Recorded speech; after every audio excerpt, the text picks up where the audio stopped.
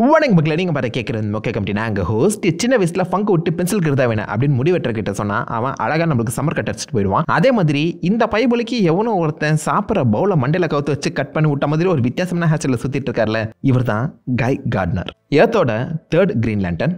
டெக்னிக்கலாக ஃபஸ்ட்டாக இருக்க வேண்டியது. அது மட்டும் இல்லாமல் கிரீன் லேண்டன்ஸ்லேயே அதிக வில் எனர்ஜி அண்ட் முக்கியமாக அதிக ரிங்ஸை ஹோல்ட் பண்ணவர். ஒரு காமிக் இஷ்யூவில் green lantern ring, red lantern ரிங்னு சொல்லி ரெண்டுத்தையுமே ரெண்டு கையில் யூஸ் பண்ணிட்டு இருப்பாருங்க. இது வரைக்கும் எந்த ஒரு லேண்டன்ஸும் அதை புல் ஆஃப் பண்ணதே கிடையாது. அவ்வளோ ஸ்பெஷலானவன் யார் இந்த காய் கார்ட்னர். மற்ற காமிக் கேரக்டர்ஸ் போலவே காய் கார்ட்னருக்கும் ஏகப்பட்ட காமிக் ஆரிஜின்ஸுங்கிறது கொடுக்கப்பட்டிருக்கு. முக்கியமாக நியூ 52க்கு முன், நியூ 52க்கு பின்னு சொல்லி ரெண்டு ஆரிஜின்ஸாக பிரிச்சிடலாம். இந்த ரெண்டுத்தோட பேசிஸும் ஒன்று தான். பழைய ஆரிஜின் படி பார்க்கும்போது காய் கார்ட்னரோட அப்பா வந்து பார்த்தீங்கன்னா வழக்கம் போல் ஒரு அப்யூசிவ் ஃபாதராக தான் இருந்திருக்காரு. மொத்தம் ரெண்டு பசங்க. மூத்த புள்ள பேர் கெராட். கெராட் வந்து படிப்பில் கெட்டிக்காரன். எல்லா வகையிலுமே டாப்பில் இருக்க அந்த காரணத்தினால அவங்க அப்பாவுக்கு கெராடாக தான் பிடிக்கும், இவனை பெருசாக பிடிக்காது. இருந்தாலும் காய் கார்ட்னர் தன்னுடைய வில் பவரை விடாமல் தனக்கு ஏற்ற மாதிரியே ஒரு படிப்பை சூஸ் பண்ணி அதில் பெரிய ஆளாகி ஸ்போர்ட்ஸில் பெரிய ஸ்காலர்ஷிப் எடுத்து அதன் மூலிமா காலேஜ் முடிச்சு ஒரு ஜிம் ட்ரெயினராகவும் ஒரு நல்ல வேலையிலுமே செட்டில் ஆகியிருப்பார். இந்த சமயத்தில் தான் பூமியில் அபின்சர் கிரீன் லேண்டன் வந்து கிராஷ் ஆகியிருப்பார்.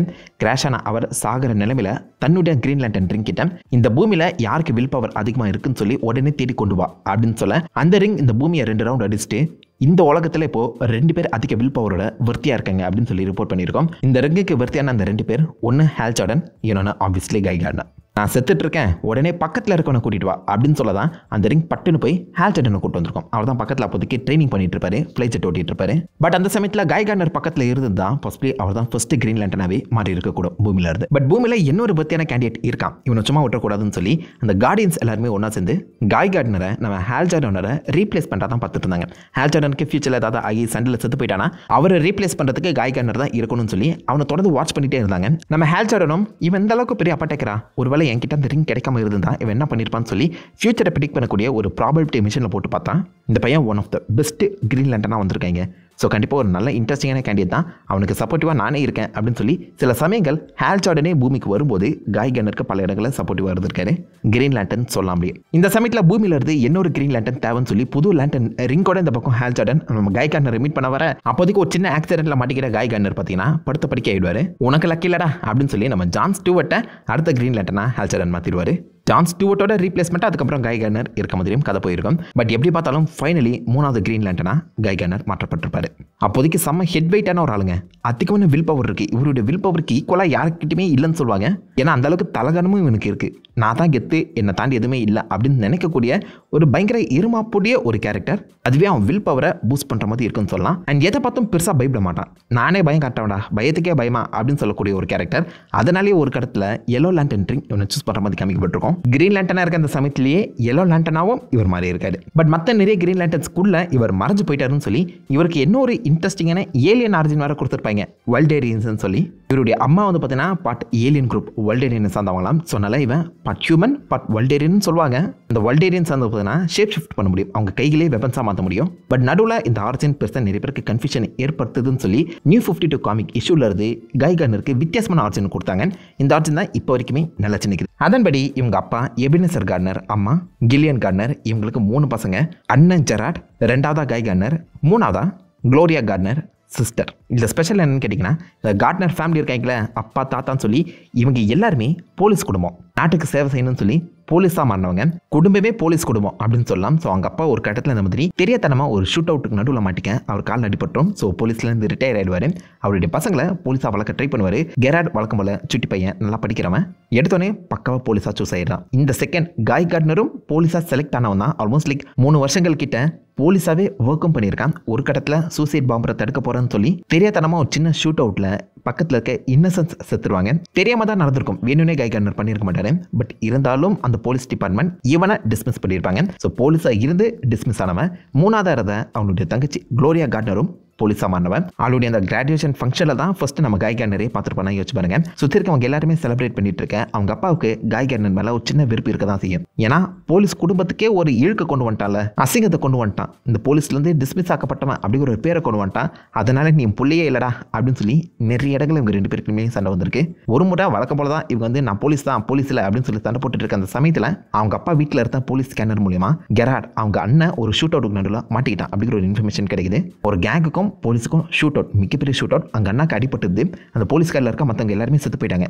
இருந்தாலும் தான் அண்ணனை காப்பாற்றியே தீரணும்னு சொல்லி ஷூட் அவுட் புல்லட்ஸாக பறக்குது. அதுக்கு நடுவில் முடிஞ்ச அளவுக்கு அந்த கேங்ஸ்டர்ஸ் எல்லாருமே அடிச்சு போட்டுட்டு தனியாளா காய் கார்ட்னர் அவங்க அண்ணனையும் அடிப்பட்ட போலீஸையும் அங்கிருந்து கூட்டு கிளம்புவார். பின்னாடி அந்த கேங்ஸ்டர்ஸ் துரத்திட்டு இருக்க அந்த சமயத்தில் திடீர்னு ஒரு ரிங், கிரீன் லேண்டன் ரிங், காய் கார்ட்னரை சூஸ் பண்ணி இந்த அளவுக்கு ஸ்ட்ரென்த், இந்த அளவுக்கு வில் பவரை நீ வெளிக்காட்டியிருக்க, அதனால கார்டியன்ஸ் அண்ணன் நாங்கள் உன்னை அடுத்த கிரீன் லேண்டனாக சூஸ் பண்ணுறோம் அப்படின்னு சொல்லி அந்த ஷூட் அவுட்டுக்கு நடுவுலையே அவங்க அண்ணனை ஹாஸ்பிட்டல் கூட்டு போகிற அந்த வழியிலே வந்து பார்த்தீங்கன்னா லேண்டன் ரிங் இவரை கிரீன் லேண்டனாக மாற்றி விட்டுருக்கோம். அந்த பவரை இன்ஸ்டண்ட்டாக யூஸ் பண்ணி அவங்க அண்ணனையும் மற்ற போலீஸ் ஆஃபீஸரையுமே பார்த்தீங்கன்னா காப்பாற்றிடுவான். அதை தொடர்ந்து கிரீன் லேண்டன் ஏரியாலுமே இவனுக்கு அதிகமான ட்ரைனிங் கொடுக்கப்படும். அந்த ட்ரைனிங்லையுமே கிலோவாக இருக்கார்ல அவர், நான் இது வரைக்கும் இந்த அளவுக்கு ஹெட் ஸ்ட்ராங்கான ஒரு கேரக்டர் பார்த்ததே கிடையாது. என்னுடைய அந்த லைக் கான்ஸ்டாக்ட் மற்ற கிரீன் லேண்டன்ஸை கட்டிலும் செம ஸ்ட்ராங்காக இருக்கும்னு சொல்லி மென்ஷன் பண்ணியிருப்பாரு. அதாவது எந்த அளவுக்கு உங்களுக்கு அதிகமான வில் பவர் இருக்கோ அந்த அளவுக்கு ஸ்ட்ராங்கான கான்ஸ்ட்ரக்ட்ஸை உருவாக்க முடியும். அண்ட் காய் கார்ட்னர் அந்த அளவுக்கு தலகணத்தோட இருக்க அந்த காரணத்தினால இவனுக்கு வில் பவரும் செம ஸ்ட்ராங்காக இருக்குன்னு சொல்லி மென்ஷன் பண்ணியிருப்பாங்க.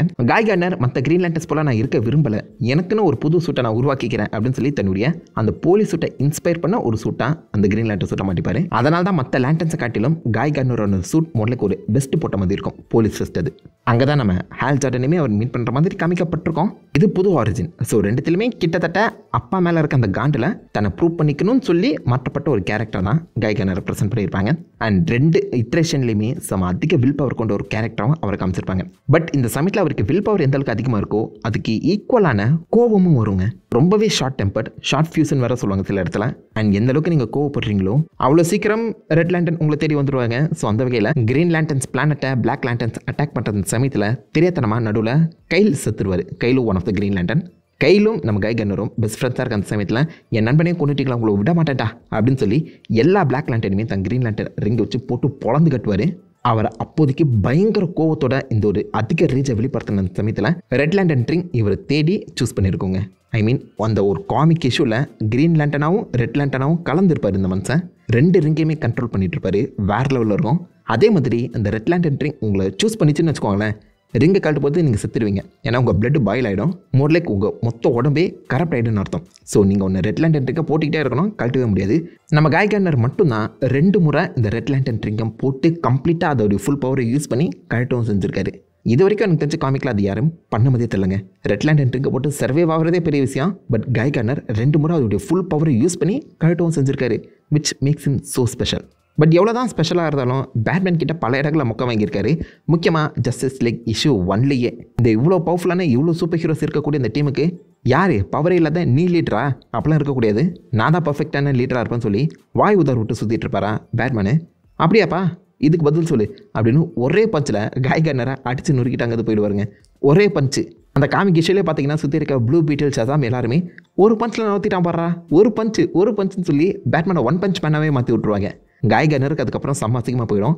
பேட்மேன் கிட்ட அப்பத்துலேருந்து கொஞ்சம் அடக்கி தான் வாசிப்பார். கிட்டத்தட்ட அந்த ஒரு பஞ்சிலேயே பேட்மேன் காய் கார்ட்னருக்கு பர்சனாலிட்டி செக் கொடுத்துட்டாருன்னு சொல்லலாம். காய் கார்ட்னர் அதுக்கப்புறம் வந்து எந்த ஒரு இஷ்யூலுமே பெருசாக உதார் விட்ட மாதிரியே தெரியாது. கொஞ்சம் ஒரு ஃபன்னான அதே சமயத்தில் தான் கெத்துன்னு சொல்லி பேசக்கூடிய ஆட்டிடியூட் நிறைஞ்ச ஒரு கேரக்டர் தான் காய் கார்ட்னர். எனக்கு என்னவோ கிரீன் லேண்டன்லேயே அதிக வில் பவர் இருக்கவங்க ஒரு பக்கம் இருந்தாலும் காமன் கம்போஸ்டாக தான் இருப்பாங்க. காய் கார்ட்னர் அதுக்கு அப்படியே ஆப்போசிட்டு ஊழ உதார் விட்டு சுற்றிட்டு இருப்பார். ஆனால் செம்ம ஃபன்னாக இருக்குங்க. அந்த ஒரு பர்சனாலிட்டி தான் இவரை கொஞ்சம் யூனிக்காக மாற்றி காட்டுதுன்னு சொல்லுவேன். இவருடைய பவர்ஸ்ன்னு பார்க்கும்போது ஆப்வியஸாக ஒரு சாதாரண human was selected by the Guardians. இவருக்கு பவரே கையில் இருக்க அந்த ரிங் வச்சு தான் வருது. ரிங் இல்லாத அந்த சமயத்தில் இவர் ஒரு சாதாரண மனுஷன் தான். சாதாரண மனுஷனாக இருக்கும்போதே போலீஸ் ட்ரைனிங் போனவர் hand to hand காம்பேட்டில் Kettikaran. And also ஒரு இன்ட்ரெஸ்டிங்கான அத்லீட்னு சொல்லுவாங்க. ஸ்போர்ட்ஸ்மேன் ஸ்காலர்ஷிப்பே வாங்கியிருக்காருன்னா அப்போ யோசிச்சு பாருங்க. இது ஒலிம்பிக் லெவல் அத்லீட் கிடையாது, பட் நல்ல ஒரு இன்ட்ரெஸ்டிங்கான அத்லீட். அது மட்டும் இல்லாமல் இவருடைய வில் பவர் அதுதான் ரொம்பவே முக்கியம். வில் பவர் ரொம்பவே அளவுக்கு அதிகமாக இருக்கான். எந்த அளவுக்குனா இவர் கையில் இருக்க இந்த கிரீன் லேண்டன் ரிங்காலேயே அந்த வில் பவரை ஹோல்ட் பண்ண முடியாதான். மோஸ்ட் ஆஃப் த டைம் அவர் கையில் இருக்க அந்த ரிங் வந்து பார்த்தீங்கன்னா அந்த வில் பவரை வெளிக்காட்ட முடியாமல் ஸ்பார்க் ஆகிட்டு இருக்கும், இல்லை க்ளோ ஆகிட்டு இருக்கும்னு சொல்லுவாங்க. அந்த அளவுக்கு இந்த ரிங்காலே கட்டுப்படுத்த முடியாத வில் பவர் இவர் உடம்புல ஃப்ளோ ஆகிட்டு இருக்காங்க. ரிங் இல்லாதப்பவே he is a interesting character. Ring வந்துட்டு அப்புறம் ஆப்வியஸாக உருவாக்குற அந்த கன்ஸ்ட்ரக்ட் மற்ற கிரீன் லேண்டர்ஸை காட்டிலும் செம்ம ஸ்ட்ராங்காக இருக்கும்னு சொல்லுவாங்க. இவர் போலீஸ் ட்ரைனிங் போயிருக்க அந்த சமயத்தில் நிறைய வெப்பன்ஸ் தான் உருவாக்குவார். அந்த அளவுக்கு இமேஜினேட்டிவ் பவர் கிடையாது, பட் ஸ்ட்ராங் வில்ட், ஹெட் ஸ்ட்ராங்காக இருக்கவர். மற்ற கிரீன் லேண்டர்ஸ் போலவே இந்த ரிங் இவருக்குமே பறக்கிற சக்தி, ஷீல்டு, முக்கியமாக மற்ற கிரீன் லேண்டர்ஸ் கூட பேசுகிற அந்த சக்தியுமே கொடுக்கும். கிரீன் லேண்டர்ஸுக்கு இருக்க எல்லாமே இவர்கிட்டயே இருக்குது. பட் மற்றவங்களை காட்டிலும் இவருடைய அந்த கான்ஸ்ட்ரக்ட் ஸ்ட்ராங்காக இருக்கும். மோஸ்ட்லி வெப்பன்ஸ் தான் உருவாக்குவார். அண்ட் ஆல்சோ இவர் பெருசாக யாருமே கொல்ல மாட்டார். He doesn't believe in killing. Green Lanterns are okay with that. ஆனால் இவர் பெருசாக யாருமே பார்த்தீங்கன்னா கொல்ல மாட்டார். அந்த வகையில் நல்லவர் தாங்க, பாராட்டி தாங்கணும். இதை தொடர்ந்து அவருடைய வீக்னஸ்ன்னு பார்த்தீங்கன்னா ரிங்கு கால்னா ஒரு சாதாரண மனுஷன் பொட்டிலே சுட்டு போயிட்டே இருக்கலாம். அடுத்து நடக்க போகிற விஷயத்தை பெருசாக அவர் யோசிக்கிறது கிடையாது. ஸோ அடுத்த ஸ்டெப்பாக அவர் வந்து ஸ்ட்ராட்டஜைஸ் பண்ணக்கூடிய ஒரு ஆளாக இருந்தாலும் இவர் இருக்கிற முடிவுகளை இவருடைய எமோஷனல் இம்பேலன்ஸே பார்த்தீங்கன்னா ஓவர்டேக் பண்ணிடுன்னு சொல்லுவாங்க. ஐ மீன் பேட்மேன் கிட்ட ஒரே அடி வாங்கி நாக் டவுன் ஆனவர். ஏன்னா பேட்மேன் அடிக்க மாட்டான்னு சொல்லி அந்த செகண்ட் தப்பு கணக்கு போட்டிருப்பாரு. அந்த ஒரு விஷயம் இவருக்கு அப்படியே ஆப்போசிட்டாக மாறி இருக்கும். எமோஷனல் இம்பேலன்ஸ் இருக்குங்க, அதிகமாக கோவப்படுவார். இவருடைய பர்சனாலிட்டி டப்புன்னு சேஞ்ச் ஆகிட்டே இருக்கும். கோபம் வர மாதிரி காமெடி பண்ணாதான்னு சொல்லுவோம்ல, அந்த மாதிரி ஒரு கேரக்டர் தான். பல இடங்களில் பல முடிவுகளை தப்பாக எடுக்கவும் செஞ்சுருக்காரு. அண்ட் முக்கியமான ஒரு வீக்னஸ் அவருடைய ஹேர் ஸ்டைல். என்ன கருமண்டாது, மாற்றி தொலைகிடாத ஹேர் ஸ்டைலை. நியூ 52 அவருக்கு வேறு ஹேர் ஸ்டைல் கொடுத்துருந்தாலும் ஸ்டில் ஜேம்ஸ் கன் இந்த ஹேர் ஸ்டைலை தான் ஃபாலோ பண்ணுறாரு. என்ன காரணம்னு தெரியலங்க. பட் ஓவராலாகவே ஒரு வித்தியாசமான பர்சனாலிட்டி கொண்டு இருக்க ஸ்ட்ராங் பில்ட் கேரக்டர் தான் கை கார்டர். டிசிக்குள்ளே இவர் கிரீன் அண்ட் ரெட் லேண்டனை ஹோல்ட் பண்ணுறாரா இல்லையாங்கிறத பொறுத்து வந்து பார்ப்போம். அண்ட் சின்ன வயசில் எத்தனை பேர் கை கார்டனர் மாதிரி ஹேர் ஸ்டைல் வச்சுருந்தீங்க, அதேமாதிரி மறக்க கீழே காமெண்ட் போங்க. நான் உங்களை நல்ல ஒரு அசமான வீடியோவில் பட்டு நேர்ந்திருக்கோம். Have fun guys. வாட்டா.